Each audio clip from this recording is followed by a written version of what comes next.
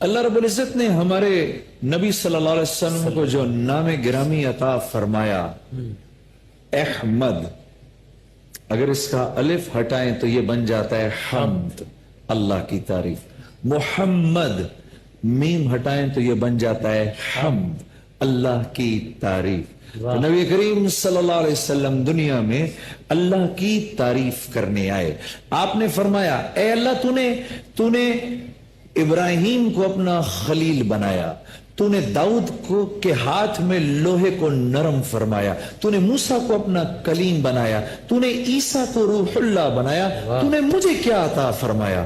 تو اللہ رب العزت کی طرف سے ارشاد ہوا اے میرے حبیب، جو آپ کو دیا وہ تو کسی کو نہیں دیا۔ اب قیامت تک جب بھی میرا نام آئے گا، میرے نام کے ساتھ آپ کا نام آئے گا، لا الہ الا اللہ محمد الرسول اللہ۔ آپ کی برکت سے آج ایسی ایسی باتیں یاد آ رہی ہیں، انشاءاللہ آپ کے بہت کام آئیں گی، بہت کام آئیں گی۔ اچھا، یہ کچھ چیزیں یاد کرنے کی ہیں۔ کچھ جس کو غصہ بہت آتا ہو، وسیم، غصہ آنا فطری بات ہے، جس کو اللہ کے نبی کے ارشاد کے مطابق آپ نے فرمایا جس کو غصہ نہیں آتا وہ تو گدھا ہے۔ ہاں، کم و بیش الفاظ ہے۔ تو غصہ آنا فطری بات ہے، غصے کا اظہار کرنا، یہ اس سے بچنا کہ اظہار نہ ہو جائے، یہ بڑے اخلاق کی نشانی ہے۔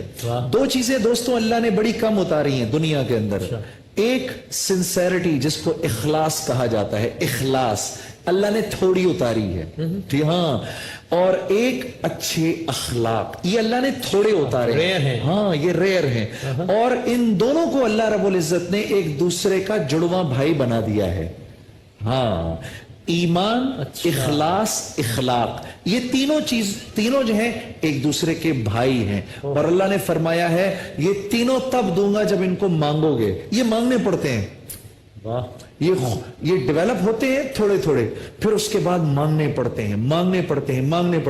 تو جب غصہ آئے تو یہ سورہ آل عمران کی آیت نمبر 134 ہے، اس کو پڑھ لو، وَالْكَاظِمِينَ الْغَيْظَ وَالْعَافِينَ عَنِ النَّاسِ وَاللَّهُ يُحِبُّ الْمُحْسِنِينَ۔ وسیم بھائی، اگر ہر نماز کے بعد اگر کوئی اس کو پڑھے گا، اللہ اپنے فضل سے اس کو غصے پر قابو کرنا سکھا دیں گے۔ میری جو بہنیں سن رہی ہیں، ان کے شوہر جو غصہ کرتے ہیں، ان کو یہ بات بتاؤ کہ بھائی آپ یہ دعا پڑھ لیا کریے، یا اگر شوہر کو غصہ آئے آپ اس کے منہ پر یہ دعا پڑھ لیا کریے۔ اور اگر دو لوگ آپس میں جھگڑ رہے ہوں، عرب کیا کرتے ہیں، فوراً درود پڑھ لیتے ہیں ایک دوسرے کے سامنے، تو یہ ختم ہو جائے گا انشاءاللہ۔ اچھا، جو غصے کو قابو کرتا ہے، غصے کی حالت میں ابھی بولنے سے پہلے جو دعا مانگو گے وہ اسی ٹائم پوری ہو جائے گی۔ وَهُوَ الَّذِي خَلَقَ مِنَ الْمَاءِ بَشَرًا فَجَعَلَهُ نَسَبًا وَسِحْرًا وَكَانَ رَبُّكَ قَدِيرًا۔ سورہ فرقان کی آیت نمبر 54 یاد رکھ لیجئے، سورہ فرقان کی آیت نمبر 54۔ جب بیٹی کی شادی کر دیں، اب اللہ ہی جانے میری بیٹی کا نصیب کیسا ہے، تو نصیب تو بنانا اللہ کے ہاتھ میں ہے، اور اللہ کو منانا ہے اللہ کو خوش کر کے۔ یہ قرآن کی آیت پڑھیں، جو اس کا اہتمام ہر نماز کے بعد ایک دفعہ کرے گا، اللہ رب العزت اس کے بیٹے یا بیٹی کو کامیاب زندگی عطا فرمائیں گے شادی کے بعد۔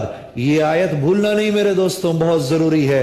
وَهُوَ الَّذِي خَلَقَ مِنَ الْمَاءِ بَشَرًا فَجَعَلَهُ نَسَبًا وَسِحْرًا وَكَانَ رَبُّكَ قَدِيرًا۔